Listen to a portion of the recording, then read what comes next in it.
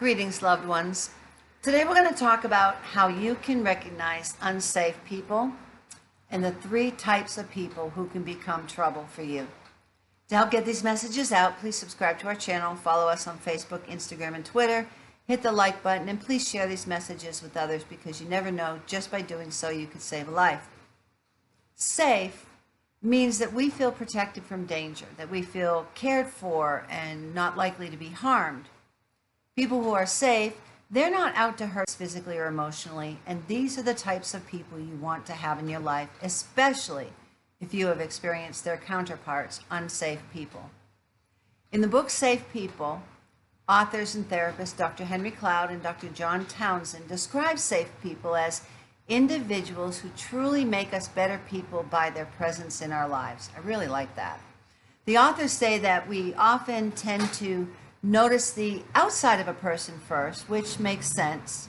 We determine if someone is attracted, and then based on that, we decide whether or not to get to know them. But if we looked more closely at a person's character first, we may save ourselves some time and some trouble. The authors state, quite often, unsafe people appear winsome and promising, and their character problems are often subtle. In their book, the authors identify 3 types of commonly recognized unsafe people. Though these types of people are not necessarily abusers, recognizing them as unsafe is still a good first step toward a healthy relationship. So let us look at these types of unsafe people. First, there are the abandoners. These are people who start a relationship, but they just can't stick with it. They often leave when you need them the most, and the authors say this type of person has typically been abandoned themselves at some point in their life and are afraid of getting too close, so they prefer shallow relationships. Others are simply perfectionists and leave people in whom they find faults. Second is critics. These individuals are judgmental without being caring. They have no room for grace or forgiveness, adding that critics often jump on doctrinal and ethical bandwagons and are more focused on pointing out others' errors than they are with making real connection with people. They can make you feel guilt-ridden and full of anxiety. And then the third type are the irresponsibles. These people are those who don't take care of their own lives very well. They're like grown-up children. Irresponsibles don't think about the consequences of their actions. They don't follow through on commitments, and they're just generally flaky. They're people with whom you will come to resent after giving them an endless number of chances, and you'll find yourself often making excuses for them. So what are the traits of these types of unsafe people? You can recognize a type of unsafe person or a character trait that raises a red flag. So here are a handful of the traits the authors say should raise a red flag when you come across them in a new relationship. Unsafe people can be defensive instead of open to feedback, self-righteous instead of humble, apologetic without changing their harmful behaviors. That's a key one with abusers.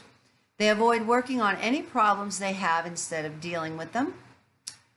They're quick to blame others instead of taking responsibility for their decisions. And bottom line, abusers are liars.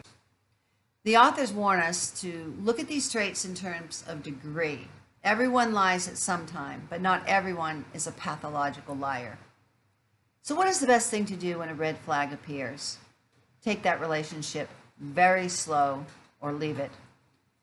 Look for whether or not a person is willing to adjust their behavior.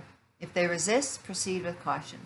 With 1 in 3 women experienced in domestic violence worldwide, the question is not if you will encounter a victim of violence. The question is, what will you do when you do encounter them? You could be a person who saves a life. You are called. We are all called to be champions for justice. And those who suffer violence need to know that those who love them and those who don't even know them will step out and reach out to them to give them the help and the courage they need to leave before it's too late. So please help us get these messages out. Please subscribe to our channel, follow us on Facebook, Instagram, and Twitter, hit that like button, and please share these with others. You never know, just by doing so, you could save a life. This series is dedicated in honor of Gabby Petito and all others who suffer gender violence. We'd like you to please check out the foundation Gabby's family created in her honor at GabbyPetitoFoundation.org.